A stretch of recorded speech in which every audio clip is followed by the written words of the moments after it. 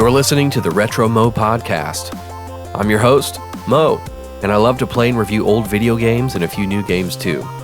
If you prefer to read instead of listen, check out my written reviews at retromo.substack.com. The purpose of this podcast is simple.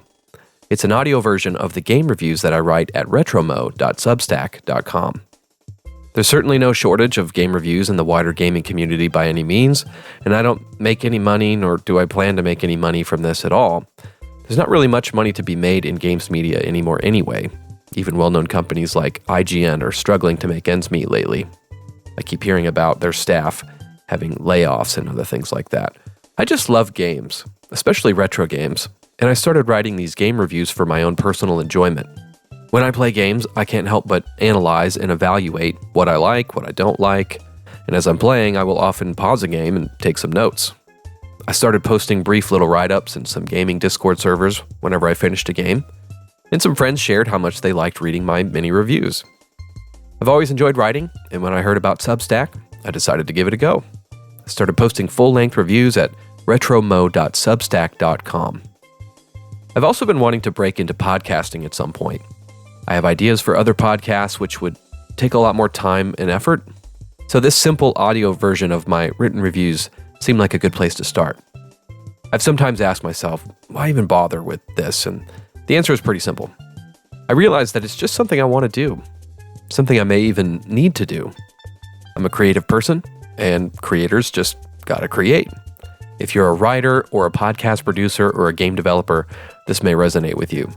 Creators just gotta create. I really have no ambition beyond that.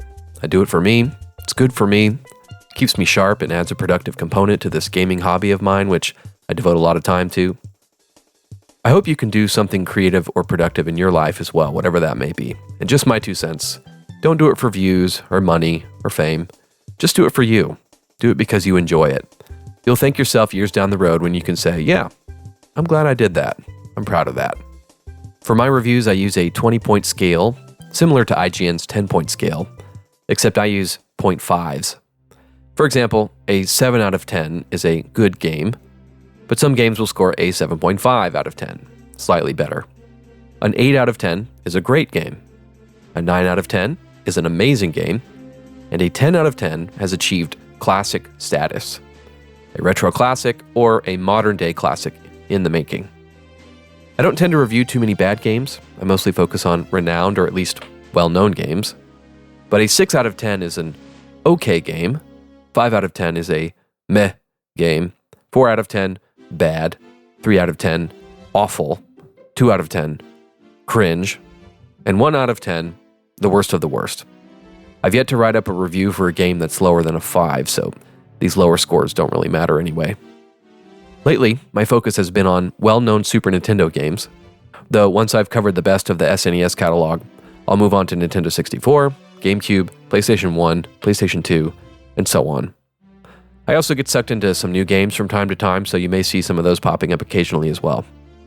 If there's ever an old game you'd like for me to play and review, shoot me an email, retromopodcast@gmail.com. As always, I do my best to keep all of my content spoiler-free and rated E for everyone.